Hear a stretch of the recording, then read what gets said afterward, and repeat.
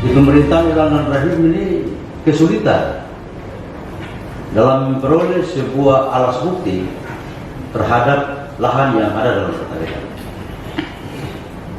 Hampir-hampir kita tidak memiliki satu alat bukti baik dalam bentuk berita acara, dalam bentuk kwitansi, apalagi sertifikat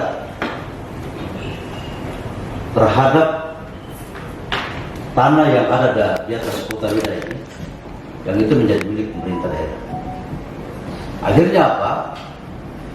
Siapa yang bekerja, siapa yang pada saat itu, karena kita tahu beda adalah rawa. Di SMP Bulakan Kadara itu sesoki semua, terada siapa yang pada saat itu mau bikin rumah di terada. Karena terpeduli, akhirnya masyarakat pihak untuk melakukan pembersihan, kabelingan dan sebagainya. Yang pembangunan, begitulah. Itulah siklus sosial yang diberlaku saat. Tetapi dalam perkembangan daerah ini, kita kan tidak boleh berhenti di situ. Kita tidak boleh berpikir mundur, kita harus berpikir maju ke depan. Pembangunan tidak boleh berhenti di situ. Apapun tantangannya, pembangunan harus berjalan terus demi kepentingan kita hari ini dan kepentingan kita orang anak cucu yang hari ini, yang akan menggantikan kita sebagai penerus estafet di daerah. Pada saat itu keinginan pemerintah pusat untuk mau dibangun pelabuhan feri. Mbak Menteri Perhubungan pada saat itu minta di Pak Bupati dan saya di kantor kementerian, kami akan alokasikan anggaran, tetapi Pemda harus siapkan lahan. Setelah dicek, konsultan, cross check dan sebagainya, menghitung dia plus minus, dia peletak geografi dan sebagainya, yang pas itu di bawah. Dengan demikian, maka ketika pembangunan itu berjalan, saya berharap teman-teman ini jangan mentantang.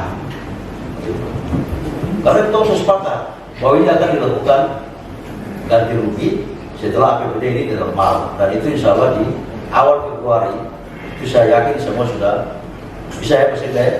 Ya Februari itu proses untuk administrasi keuangan itu sudah bisa dilakukan.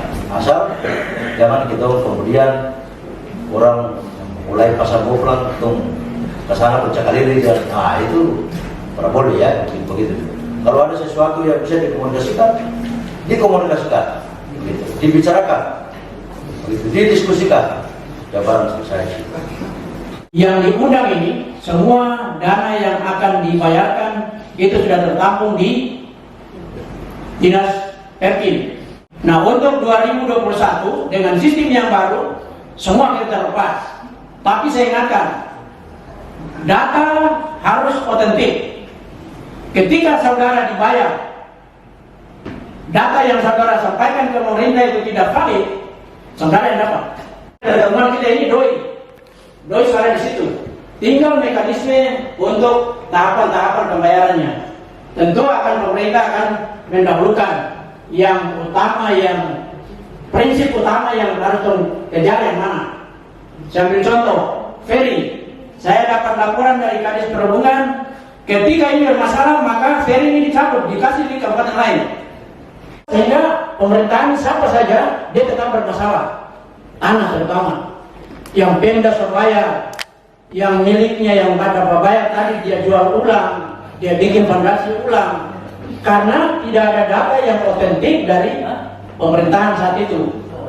Orang yang ditugas sebagai pemerintahan cuma bayar aja, orang di bawah berapa bayar.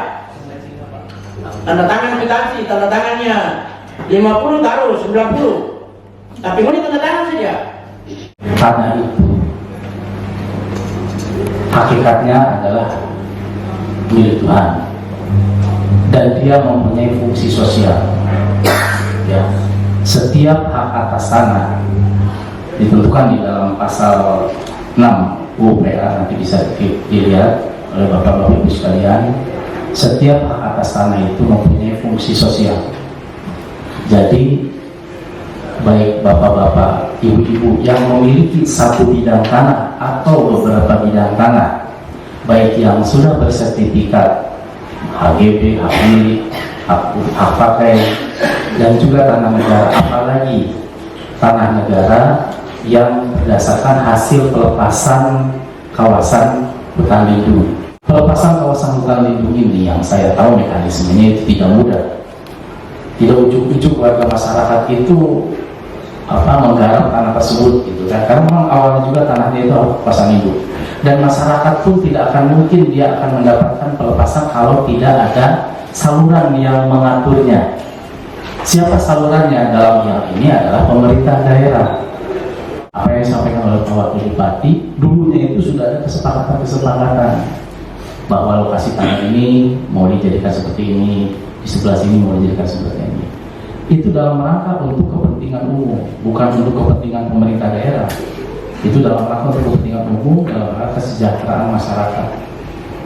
Alhamdulillah, saya 1 tahun di sini juga sudah luar biasa. Untuk satu kabupaten yang baru lahir, tapi sudah menunjukkan perkembangan yang luar biasa, apalagi harusnya bersyukur warga masyarakat Halmahera Tengah ini dijadikan sebagai proyek strategis nasionalnya Pak Jokowi, PSN. Tidak terlepas yang namanya kekurangan itu pasti ada. Setiap kebijakan pasti ada yang puas dan yang tidak puas. Ya, nah yang tidak puas ini tolong berpikirnya secara holistis, gitu kan, secara utuh gitu. Jangan hanya mementingkan kepentingan pribadi untuk jangka pendek. Gitu. Kepada teman-teman yang di Perkim terkait dengan warga masyarakat yang sudah setuju dengan kegiatan pembangunan ini, dipastikan tadi sudah disampaikan yang menerimanya adalah benar-benar orang yang berhak terhadap tanah tersebut. Satu. Yang kedua, alasannya apa yang dia miliki. Bila perlu sebelum dibayarkan, diumumkan dulu saja, tidak apa-apa, sebagai asas publisitas di tempat-tempat yang strategis yang bisa dilihat oleh warga masyarakat. Nanti kan kalau misalnya diumumkan, loh kok lokasi tanah di sini namanya si Asep, padahal itu tanahnya tanah saya. Nah, nanti kan ada yang datang untuk mengklaim itu. Karena ini tidak menggunakan mekanisme pengadaan tanah, tapi hanya pengadaan tanah skala kecil yang bisa dilakukan antara instansi yang memerlukan tanah dengan warga masyarakat. Jadi mohon maaf kalau misalnya ada yang keberatan dengan kegiatan pembangunan itu. Sementara di tata ruangnya sudah ada, kembali lagi ke pasal 18 tadi, untuk kepentingan umum.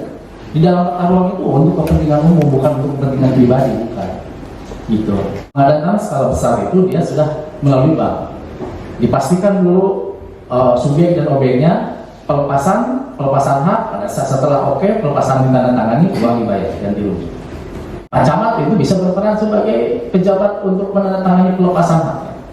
Untuk diusulkan camat-camat mana saja yang kiranya strategis untuk diajukan ke kami supaya diangkat menjadi PPAT sementara. Hanya memang sekarang mekanismenya harus melalui pendidikan dulu selama 2 hari 3 hari gitu kita yang mengadakannya. Nah, nanti setelah itu baru kita mengusulkan ke kami untuk diangkat menjadi PPAT sementara. Di 2020 ada beberapa dokumen yang memang kami belum terima dari pemerintahan. Makanya hari ini juga kami undang dari pemerintahan. Karena beberapa bulan lalu dari pemerintahan mau menyampaikan berita cara tanda tangan dokumen, cuma saya belum bisa tanda tangan karena saya perintah ke staf saya dan cek dulu dokumen-dokumen yang memang betul sudah istilahnya ya, di lokasi sudah seperti apa dan pembayarannya sampai mana, batasnya seperti apa. Nah, ini yang kami beberapa bulan lalu kami sudah bicarakan. Maka hari ini saya lakukan pertemuan untuk mengundang para pemilik lahan dan instansi terkait guna kita meluruskan. Setelah kita lakukan pembicaraan ini, mungkin kita akan turun dengan tim dari BPN juga untuk mengukur lagi final supaya pada saat pembayaran juga tidak ada masalah. Nah, yang ditakutkan jangan sampai setelah pembayaran ada orang lain lagi yang masuk lagi. Nah, ini yang kita khawatirkan bersama. 2020 itu terjadi kasus sengketa tanah kurang lebih sampai 20 kasus yang kemudian digiring ke kecamatan guna mencari solusi. Dan menurut saya kasus yang terjadi di daerah Masjid Raya ini ada banyak yang kemudian memiliki surat dokumen dari desa, kemudian ada banyak juga yang tidak memiliki surat dokumen, dan kemudian terjadi jual menjual di atas jual menjual. Jadi sekitar tanah ini dia berimbas pada, kemarin saya berkoordinasi dengan pihak pemerintahan, itu Pak Sofian yang masih aktif di pemerintahan, kemudian saya juga telusuri ke aset daerah, semua itu ada bukti, dan cuma di pemerintahan yang tidak memiliki bukti sama sekali. Kalau di aset ada, karena itu milik Pemda dan kemudian dikelola oleh Pemda. Nah, yang kedua, sebagian besar kasus yang kita tanah ini ada dokumen yang dikeluarkan oleh desa dan kemudian membuktikan bahwa itu pemilik tanah yang sah. Ada kemudian pemilik tanah yang tidak memiliki dokumen. Yang ini menjadi tumpang tindih, Pak. Saya harap kepada pemerintah memberikan suatu ultimatum kepada seluruh masyarakat yang berdomisili di situ, yang memiliki tanah di sekitar wilayah Masjid Raya, sehingga dibenahi. Karena ada satu tanah itu 3 orang pemiliknya, ada yang memiliki dokumen dan ada yang tidak memiliki dokumen, asal main tunjuk saja. Ini rancunya masyarakat kita nih, Pak. Rancunya masyarakat kita tidak mentaati peraturan dan kemudian tidak mengkoordinasikan ini kepada pihak pemerintah ataupun desa yang memiliki legitimasi supaya hak tanah ini benar-benar milik mereka. Tapi main tunjuk, Pak. Kemudian sejual di sini, habis jual di sana lagi, Pak. Ya, saya berkomitmen setiap saya mengurus tanah itu saya kirim ke pihak kepolisian. Tapi dalam hal ini pihak kepolisian tidak bisa mengambil keputusan karena itu dia masuk dalam perdata. Sengketa tanah yang berada di wilayah Masjid Raya, kalau betul-betul dan kemudian Bapak tahu, ini sangat luar biasa sekali. Bahkan lain sampai hampir baku potong dan lain-lain sebagainya. 2021 dibayar saham, dibayar bulan 7 kah, 8 kah, 2021 dibayar. Jadi jangan tahan-tahan untuk pembangunan yang sudah dilakukan oleh pemerintah. Jangan karena ini hari ini elang rahim terus kita orang ini, jangan. Pemerintahan ke depan itu dua ini kadang-kadang 10 tahun ke depan setelah ada orang lain lagi, mungkin di antara yang dulu ini. Jadi saya ingatkan sekali lagi kepada camat, 2021 tidak ada tanah yang bermasalah supaya tidak menyerahkan pemerintahan yang akan datang. Kepala desa bantu. Selesai itu pemerintahan desa, kecamatan.